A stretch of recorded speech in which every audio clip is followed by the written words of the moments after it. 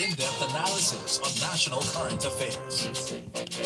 That shit is loud. Freshly pressed on Smooth 98.1. Studio silence, please.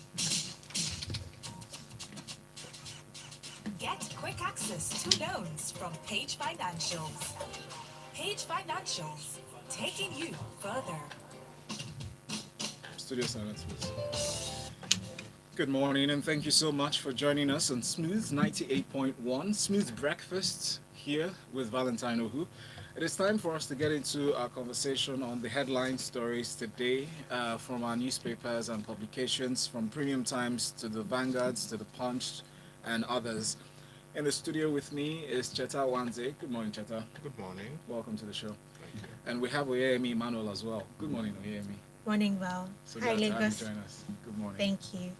Join the conversation also by sending messages to WhatsApp number 0809 444 0981, 0809 444 And on YouTube, you can watch as well as leave a message. If you're searching us out, please type in the search box Smooth 981 FM Lagos, or just Smooth FM Lagos. You'll find us. Kindly subscribe to that channel. Now, I'll start with you, Cheta, for the biggest story today. Nnamdi Kanu rearrested, returned to Nigeria. So you recall that Mr. Kanu fled the country in September of 2017 after an invasion of his home by the military in Afaroku near Umuahia, Abia State. I think it's important to point out that the military denied invading his home. Right. And then he first of all, he was arrested on October 14th, 2015 on an 11-count charge bordering on terrorism, treasonable felony, managing an unlawful society, publication of defamatory matter, illegal possession of firearms, and improper importation of goods, amongst others. Chata, please catch us up, especially highlighting the recent events. I should catch you up. You know what I mean? I mean, there's not much to be said that isn't known. Nnamdi Kanu has been the president's main focus in terms of security issues as far as the president is concerned, which means as far as the federal government is concerned, he is the cause of all the problems in the country. So finally, they've gotten him. Apparently, he was extracted from some unknown foreign country. I mean, the WhatsApp rumor mill has gone on overdrive. So depending on who you want to listen to, he was caught with a girl in Brazil, or they used the girl to lure him to Czech Republic, or he came from Ethiopia. I mean, he's been everywhere. What I think is most plausible, however, is that he was not extradited from the UK. If he was extradited, Malami would have said so. I think the New York Times did probably the most in-depth attempt to trace how he got to where he is at the moment, and they contacted the London Metropolitan Police, who refused to speak to them. Uh, they contacted quite a number of people, and so even they don't know. The bottom line is that he's back in Nigeria and he's not going to come out. I mean, that's the fact that he violated his bail conditions earlier.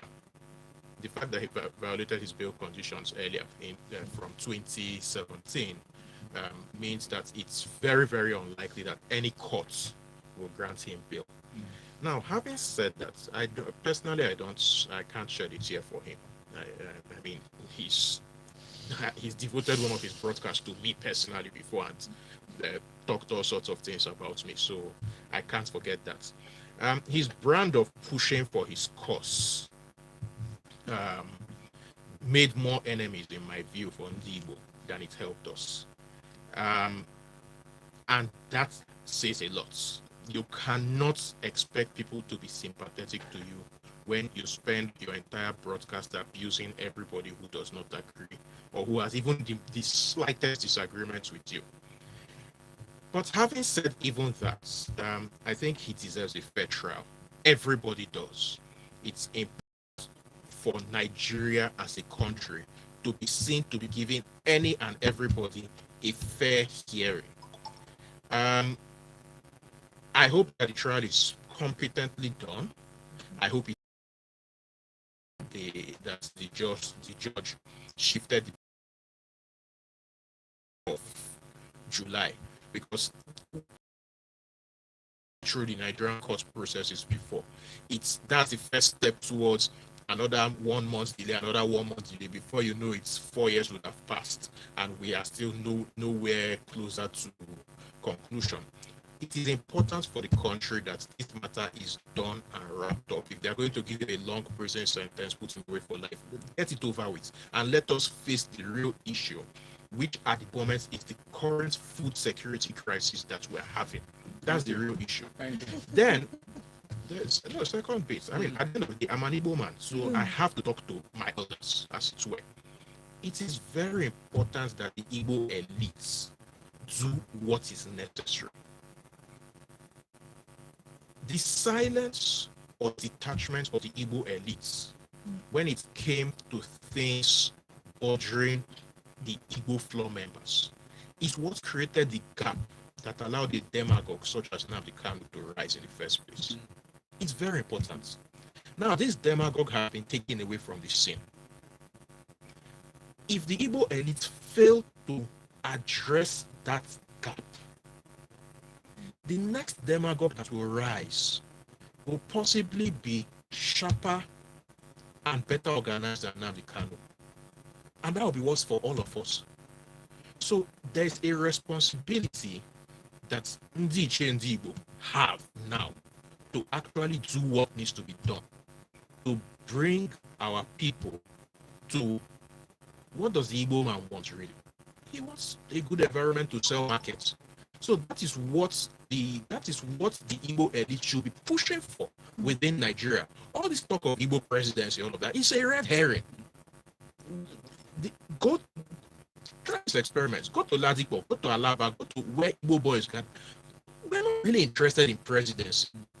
Give us a good environment to sell markets, and we're good. I have a question regarding his arrest. I've heard certain comments trading social media yesterday. People asking about the government's powers to extradite him in being a citizen of the UK. He has a Nigerian In passport. spite of everything that's going He has a Nigerian passport. So, I mean, he's a Nigerian. Does that mean that the government has the powers to extradite him? As long as you're a Nigerian and you're within the power of the Nigerian government, fine. This, in short, this speaks to his innate lack of strategy, and this is something that I said sitting on, well, not this seat, on the seat where I made seats a few years ago when he was first arrested. If he was serious, you are talking about seceding, that you are not a Nigerian is Zoo Republic, all of that. Why haven't you bought your Nigerian passport? Thank you for answering that question. Send your messages to WhatsApp 0809-444-0981. I'm also live on Instagram at Valentine. The next story here, let's get into this. Based on the controversies around the Joint Admissions and Matriculations Board concerning the 2021 Unified Tertiary Matriculation Examination and other examinations before now, the board had come out with a statement through its head of media protocol, Dr. Fabian Benjamin, that they did not set questions outside syllabus, and also making sure that people are aware of the portals that they can go see the syllabus and address some of the content. But what are your thoughts about this? So, what's happened so far? So for me, it's still part of this whole wider conversation about the entire reform of our system. JAM has progressed over time, right? Now the mighty JAM is accessible. So wins, maybe not, I don't know.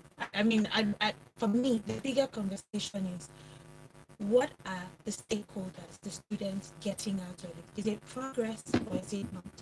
And there's a part of the story that's a little disturbing for me. So if there are numbers being thrown around and the PRO is saying, oh, the 14% pass is based on 1.7 million and not 6 point something million. So people are wrong.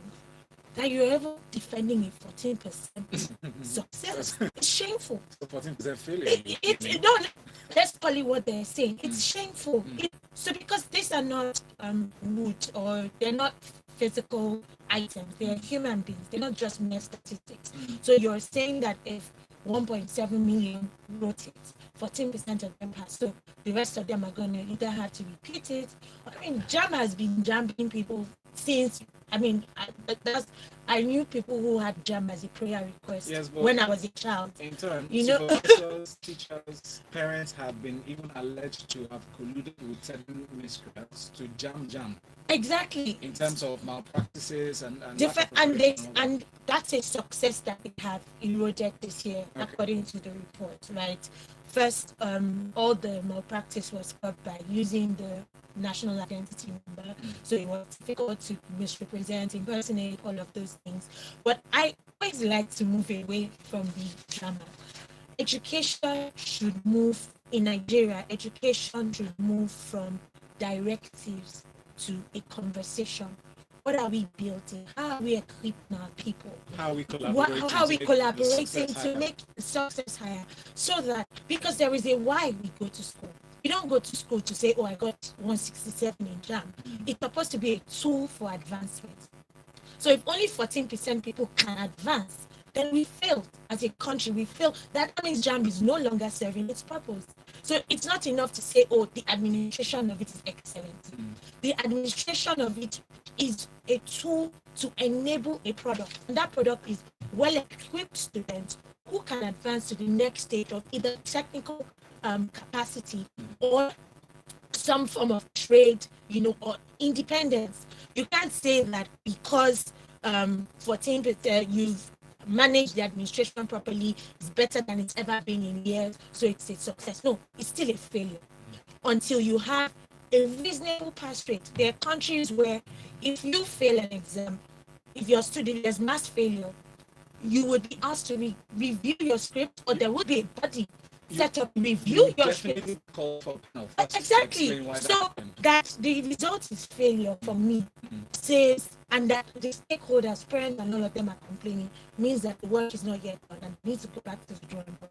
Thank you so much for hearing me for that. I have a message from Otunaga Sunday on WhatsApp. He says, Chester, your opening remarks on Kanu that as far as Buhari is concerned, Kanu is the source of all security problems. It's prejudiced and unfair. It's not a fair statement, in my opinion, though I agree with your subsequent analysis. Otunaga Sunday, thank you. Godwin says from Bagada, Cheta is more sympathetic to Nnamdi Kanu now. He was his disciple. He was his disciple until Malami announced his rearrest. Godwin, you must not have been listening to Cheta all through his analysis in previous days or months or years. He's always criticized him. Abaramia Karakiri says, good morning, guys. They can come on social media to curse their elders, but can't click answers on the CBT. The main stakeholder are the students. People failed, and you believe the administrators. I mean, you have to look at it from a general perspective, not just the students. Lack of preparation. I think there's something I need to say with regards to this message. Now, Okay. in educational terms, there's something called a Bell's curve. So most educational boards the world over, they have a Bell's curve. So basically, a small number of students should pass very well. Most students, the vast majority of students, should pass, and then a small number of students will not pass. So essentially, when you have an exam in which when you have a skew bell curve, majority of students fail, the board sits, and then they do. So if you have a huge percentage of extreme passes or a huge percentage of failures, then the board sits and then they try to adjust so that the results will match a Bell's curve. A Bell's curve, or as mathematicians we call it, a normal distribution. That's right. So it's just that simple. That thing that we used to have in school in my university days, where one lecturer will come and stand in front of me and say, "Everybody gets an A in my course." It doesn't happen. Abnormal. Hello. It happened to me. It's abnormal. No. That point is abnormal. So It's that's my story exactly. Yeah. I had an abnormal experience with the Nigerian university where I was my I whole thought- class was I This one. had an extra year because of that. You see, I get it. And we normalize this it's thing my when story. we The lecturer failed the whole class because he had a grudge, a sentiment. and it was a core course that was required for you to Wow. graduate. So anyway, we appealed to the Senate and it was addressed. But speaking of which, remember those days where they say, Jam gave me this score. I says, I doubt Jam scored me correctly, especially my English, because I scored more than 58, while my economics, which I had less for, I had higher score. Though I got 275, I was expecting 280 something. This is Cheta, what are your thoughts on this new 1 million naira fine for hospitals that fail to report gunshots to the panel? I think the House of Reps got this one wrong. In 2017, President Buhari signed the Compulsory Treatment and Care for Victims of Gunshots Act into law. So you have to ask yourself, why did that become a thing? For years, basically, and because of fear of the police, people would get shots and hospitals will turn them away. So you cannot touch them without a police report. So essentially, when the expectation, as it were, which is a very unrealistic expectation, is that if somebody gets shot, they'll first take him to police station, get police report before taking him to hospital. It doesn't work that way. The person is bleeding, he's dying. So the doctors swear something called Hippocratic oath when becoming doctors, which is essentially part of the text says they should care for people who are in sick or in danger, regardless. So the first duty. So it was to correct that anomaly which had built up over years of military rule and then had not been addressed in 18 years of democratic rule. That this law was passed and President Buhari signed it into law. In December of 2019, the police restated because there were still issues. So the police restated that no police report is needed before a hospital treats a gunshot wound victim. So a committee was set up by the House of Reps on the strength of that, and the committee said, okay, that if go for treatment for gunshot wound, and they don't report, the hospital don't report to the police after the fact, then they should be fined. I think it was 100,000 naira. Yeah. And then somebody in the committee said no, that's 100,000 is make it 1 million, and everybody in the committee unanimously voted to make it 1 million. I think that this is a step back. Hospitals, on account of it's kind of like Valentine. There are certain things I want to say on Valentine. We're so afraid of NBC. Say, oh, God, it's good. And you off my mic. It's this kind of thing. Hospitals are going to be so scared of paying that 1 million naira that they will off treatments. And living in family that way. So the first thing we should do is treat, regardless of who. Even if it's one of Shegumi's people or one of Nnamdi Kanu's people or whatever, she treats first. And the keep human the beings. person in cuffs. Yeah, you can. I mean, if the person was shot in the leg, you cannot cuff his hand. Right, If right. he was shot in the hand, you cannot cuff his leg. Yeah. If he was shot in the head, you can put him in a coffin. Oh wow. Okay. I didn't see that part coming. We'll let that sink in. We'll be back. Freshly pressed 91 on smooth 98.1. Send a message to yeah, it's true. Man. This thing has I need people. contacts problem. Yeah. I need people that disagree with you because there's even a broader conversation of if people are even going to school anymore. Because what are people going to school? Why will you go to school when you can be MC? Do you understand? You guys. So, but I ain't not seen. We're back. okay. Thank you so much for watching on YouTube. Smooth 98.1 from Lagos. And this is Freshly Pressed 91. My name is Valentine Uhu. I have Cheta Wanze here, and I have Oyemi Mano here. Let's take messages on WhatsApp 0809 Yinka Bulu says, I disagree with Oyemi. The 14% pass represents those that passed without malpractice, thanks to NIM. And whatever means employed, and whatever means employed. I think the real problem here is our substandard secondary school education system and craze for US as a reaction to the last story that we tweeted about recommendation by the representatives 1 million naira fine for hospitals that fail to report gunshot victims or gunshot wound victims. Just that here says, thanks to Jetta for a straightforward analogy that's not become out from outside the country for the terrorists and bandits, kidnappers, keeping and Yeah, I mean, like I said, it's about priority. I only prejudice. Monday from Surrey says Nnamdi Kanu must simply get the exactly treatments incarcerated for the rest of Buhari's time. And that's where the office. problem That is. would be a disaster. That's where the problem is. See, we need to, everything that we do, we need to do everything according to due process, according to the letter of the law. There's a reason why laws are set up. You understand? We, for too long in this country, and it's not just about Nnamdi Kanu or Ibrahim El-Zaki, it's about the fact that nobody has faith in the Nigerian legal system anymore.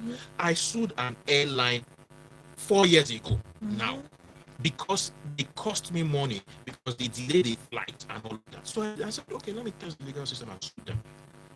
We still say the last time they called me, okay, come to Abuja for the hearing, because the hearing is in Abuja, quite unfortunately. Come to Abuja for the hearing. I arrived, and then they said, oh, they've changed the judge. Case start again. This was last month, after 4 years. Yep. Mina says, good morning, people. Cheta hit the nail on the head. I'm not Igbo. I'm not an Igbo woman, but I see the need for the Igbo people to be more strategic and come together as against being silent or even trying to be several local champions. I was at the passport office yesterday and I am more than convinced the country is being ruled by a certain ethnic group. I rest my case, please. There's PVCs, and let's make that change once come 2023. I'll go back to the stories now. As here's an update from Oyo State. The governor, Sheyi Makinde, dropped a bombshell 2 days ago. On Tuesday, he announced the dissolution of the state's executive council. Remember, that council cabinet was constituted on the 14th of August 2019, following Makinde's historic victory on the 9th of March in that same year. What are your thoughts, Yemi? I'm asking why. Because, and the reason I ask why, because this is not an isolated event. This is the third in a row, right? We've had it in 3 states. This is the third state where you're having the governor just making an off-the-cuff decision. At least Is this similar to? I know what you're alluding to in terms of cabinet change in a certain southern state because of party affiliations. It's looking funny because you set up with the amount of work that goes into setting up a cabinet, the qualification of the people, the review of their whether or not they're suitable to perform that role. The just general assumption is that you have, these are your not directing minds, but they're thinking with you. Well, they could be regarded as directing minds, Yeah, because but the chief of staff is involved. 17 commissioners. They're are your involved. legs and hands. Let's say that. So they're the people that will bring what you're thinking as the governor. They bring your vision to birth, right? And so it's like having a baby, and in the middle of giving birth, you say, "Oh, doctor, stop! I want to have another baby. Excavate this one." So there's a continuity issue that comes up immediately. What happens with all the because each one of them would have developed a system, there will be a mode of operation, there will be some rhythm that they have. So are you looking at the data from that rhythm? How is it going to be impacted by the change? The biggest question here is why. Why? And I cannot, I was even asking Chita, because I like, Chita, what are your thoughts? I can't separate it from 2023, to be honest. And for me, this is the reason that we go to the root. We need governance and not all these partisan behavior. Yes, it has to be more about the stakeholders, the delivery of a public good, of public value to people, and not. But that generally rests on suspicion, because there's no I don't. conclusion. That's why when you started, I was the only thing I'm asking about this story is why. I'd like to understand why. There must be a why, right? So maybe because there's a statement he makes like they've done well and they deserve to go. So I appreciate it. Right. All right. Okay. Thank you. Cheta, let's come back to the Guardian story. Mixed reactions show federal government excise tax on airtime plan.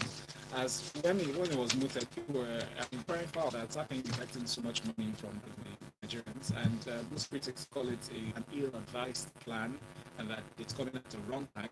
Some other tax experts said, "Oh, yeah, it's supposed to be done because the government needs to ensure revenue." But at whose expense? At your expense, at my expense, in TK. It's one of the people that the guy interviewed said that the government is to do it, then goes into all this usual blah blah about we are not that tax country, this and hello, we are not another tax country. Let's get this right. Exactly. What's So, the taxation? No, my organization just completed a study nationwide. Nigerians are not under taxed. We should be asking, so who are the tax collectors? Where are the leaks? I think that's the key thing. Where are the leaks within the tax system? Because Nigerians pay tax, but to who? So in Lagos, for example, a lot of people in Lagos pay tax to NGO, as an example. So the key thing is what we should be doing is finding out how we should Number one, get everybody into the proper tax bracket, have proper tax collectors so that we can do this thing. It all comes down to that thing that Nigeria is famously incapable of, accountability and keeping records. We just don't know how to do it. So we are going, I can assure you that in the next 20 years, we'll still be saying Nigeria is an under-taxed country. We're not ready to do this work. No, because not just statement of fact. So it's not a matter of being on the tax, it's actually plugging the holes, the leakages. It's not plugging the holes. They are not holes. They are canyons. Yeah. So how do you get enough sands? You can't struggle to feed a canyon. I don't even want to share personal stories, but let's move on. Fatai from Ikeja says, from Oshodi, pardon me, says, good morning. All while I agree 14%, I have to bring back to that anyway. 14% pay pass rate is poor. I think all stakeholders in the education sector, particularly parents and tutorial center, should focus on how to improve student standard rather than doing everything to fight the reform in JAB. Adamu, thank you for your message. It says, I totally agree with Chetan's need for elders, especially the elites of Igbo land, to speak up condemning the criminal activities of Kanu and his followers. Kanu deserve that he gets the most faithful of the blow. While I sound surprised, it's because, or why, it's because Adamu has never agreed with Chetan. And this is the first time. But thank you so much for your thoughts on this. Emeka Onelum says, what do we do in our hospitals for every gunshot victim? We take it and call the police immediately. We call police, they fail to show up, we refer immediately. And then this one is from, what's your name? Let's keep this moving. WhatsApp messages go to 0809 444 0981. Premium Times has this story that I'd like to share what's up there. On continuous voter registration exercise. I say smile. 2023 is coming. By the time this portal was launched on the 29th of June, so it was just yesterday, right? 24 hours. Sorry. It was the 28th. On 28th, sorry, it's launched. And then by the time it came online, 24 hours later, over 59,331 accounts were created. What does that say to you? People are engaged, right? And for me, that's a win. So this is the win that we almost leverage on, you know. So I've heard it repeatedly here. We always say the ways that people can show that they're really angry with the government is to vote it out. Not necessarily Right? just requiring some change. Exactly, requiring, let me put it properly, right? Requiring change, you know, the control, the office of the citizen as the common, much as possible. There must be collaborative effort to insulate 2023 elections. It's a collective responsibility. INEC seems to be taking, the different camps and theories as to whether it's enough or what, but INEC seems to be interested in pushing, you know, and enabling this process. Registration for voters, making it easy for people their previous registrations to readdress the ward registrations and all of that. I think that it's a very good. I think this is the second biggest story after number one. Yes. And we shouldn't just gloss over it. I think everyone should sit with this, not just talk about things are wrong. This is how we can fix it. This is how we can show we mean and all the I love Nigeria, I care, things can change. The only way things can change or things can improve is if we create a system that's functional. Our voters need to move from apathy to responsibility. Start with this. So seeing the numbers, I don't have comparative data to be honest. So I can't say, this is higher or not higher or whatever. But I like that on day one, you have over 50,000 people that have opened accounts. Yep. You have over 42,000 that have fully registered. Yes. Yes. So for me, that's the trend. New voter period. Yes. And INEC is saying they'll be giving weekly updates. That's an excellent move, you know, because what that does, it keeps it front and center for everybody. And so incentivize more people. yes, and so all of us need to even become co-trackers with INEC. You know, everybody, all the hands, all the busy computer fingers need to start amplifying INEC sound, amplifying the numbers, and you know, galvanizing it. How host house parties and say, my neighborhood boys, vote that card, come take, you know, everybody share money. If it's suya we are eating, have you got your card? If it's whatever, we need to have voting parties launched nationwide until we have, a representative number. Calm down. There's still COVID. I get you. You know what I mean by We should still take up that same energy that Yes. we had with the presidential task force on COVID Totally. updates. Yes, every Responsibility, day. yeah. Thank you very much. It's as critical. Thank you. Thank you very much. Cheta, I must appreciate you. Thank you so much for stepping into the evening. You're not supposed to be on here, but I really am glad that you're here. Oh yeah, me, man. Thank you for making it in spite of Lagos. Thank you so And special much. thanks to you for watching on YouTube, for subscribing. Thank you for watching on Instagram Live. My name is Valentine. Good morning. Access to loans